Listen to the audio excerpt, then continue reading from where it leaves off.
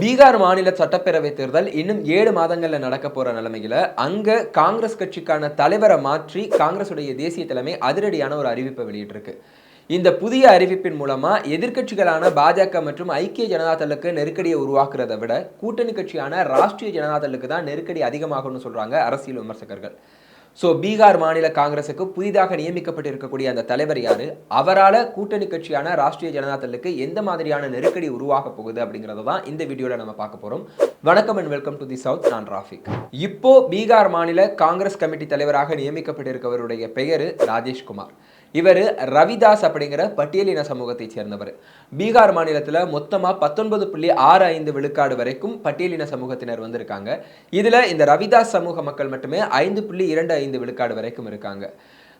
ஒரு வழியாக 8 வருஷத்துக்கு பின்னாடி பீகார் மாநில காங்கிரஸுக்கு ஒரு பட்டியலின தலைவர் வந்து கிடைச்சிருக்காரு.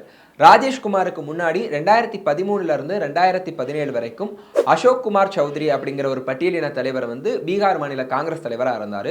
ஆனால் இவர் காங்கிரஸ் கமிட்டியவே வந்து ரெண்டா உடைக்கிறதுக்கு திட்டம் போடுறதா பல விமர்சனங்கள் எழுந்தது. இதனால 2018 அவரே வந்து கட்சியை விட்டு வெளியில போய் ஐக்கிய ஜனதா தள சேர்ந்துக்கிட்டாரு. இப்போ அசோக் குமார் சௌத்ரி வந்து பீகார் மாநில அரசுல வந்து ஒரு அமைச்சர் பதவியில் இருக்காரு. அசோக் குமார் சௌத்ரிக்கு பின்னாடி மனோஜ் ஜா அப்படின்னு ஒரு பிராமண சமூகத்தை சேர்ந்த தலைவரும், அதற்கு பின்னாடி அகிலேஷ் சிங் அப்படின்னு சொல்லிட்டு ஒரு பூமிகார் சமூகத்தை சேர்ந்த முன்னேறிய வகுப்பை சேர்ந்த ஒரு தலைவரும் வந்து காங்கிரஸ் கட்சிக்கு வந்து தலைவராக நியமிக்கப்பட்டிருந்தாங்க. இந்த அகிலேஷ் சிங் தான் வந்து கடந்த 2 நாட்களுக்கு முன்னாடி வரைக்கும் பீகார் மாநில காங்கிரஸ் தலைவராக வந்து இருந்தாரு. அதே நேரத்தில் பீகார் மாநிலத்தில் காங்கிரஸ் வந்து இப்போ முன்னிறுத்தக்கூடிய முக்கியமான முகம் யாருன்னு பார்த்தோம் அப்படின்னா கன்ஹையா குமார். இவரும் அகிலேஷ் சிங்குடைய அதே பூமிகாருங்கிற முன்னேறிய வகுப்பை சேர்ந்தவர் தான்.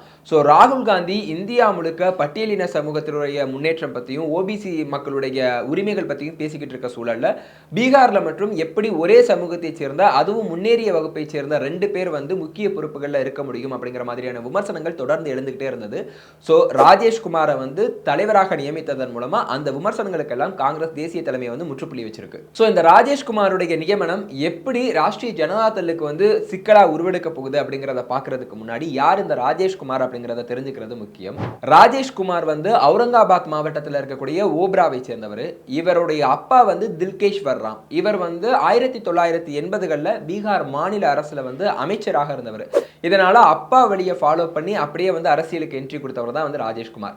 2005ஆம் ஆண்டு வந்து இவர் தனிச்சு போட்டியில களமிறங்கி ஒரு சுயேட்சையாக களமிறங்கி தோற்று போறாரு.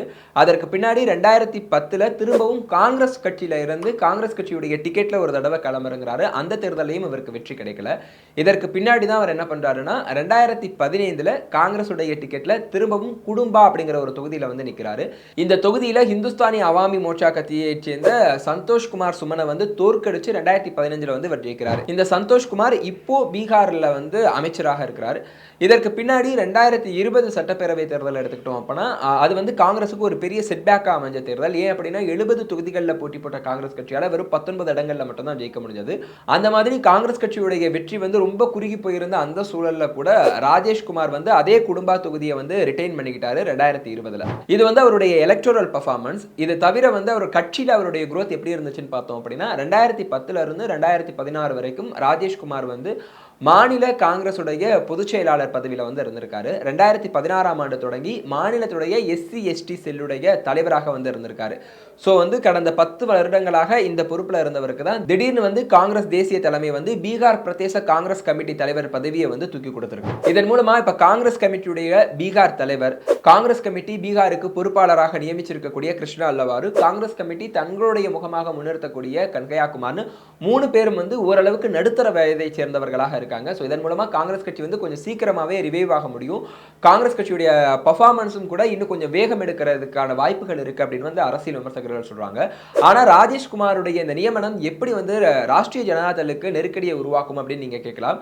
ராஜேஷ்குமாருக்கு முன்னாடி அங்க காங்கிரஸ் கமிட்டியுடைய தலைவராக இருந்தவர் யாருன்னு பார்த்தோம் அப்படின்னா அகிலேஷ் பிரசாத் சிங். இவர் வந்து லாலு பிரசாத் யாதவுக்கு ரொம்ப நெருக்கமான தலைவர். அதாவது ராஷ்டிரிய ஜனதா தளுடைய தலைவரான லாலு பிரசாத் யாதவுக்கு ரொம்ப நெருக்கமானவர் அப்படின்னு வந்து சொல்லலாம். சொல்லப்படுது. கடந்த ஆண்டு அக்டோபர் மாதம் வந்து பீகாருடைய முதல் சிஎம் பர்த் ஆனிவர்சரி கொண்டாடுற ஒரு நிகழ்ச்சி வந்து காங்கிரஸ் கமிட்டி சார்பில் வந்து ஏற்பாடு செய்யப்பட்டிருந்தது.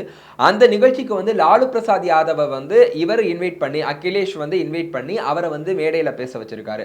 ஸோ அந்த விவகாரம் வந்து அப்பவே வந்து காங்கிரஸ் கட்சிக்குள்ள வந்து ரொம்ப நெகட்டிவ் ரிமார்க்ஸை தான் உருவாக்கி இருந்ததா வந்து தகவல்கள், நியூஸ் ரிப்போர்ட்ஸ் எல்லாமே வெளியாகி இருந்தது.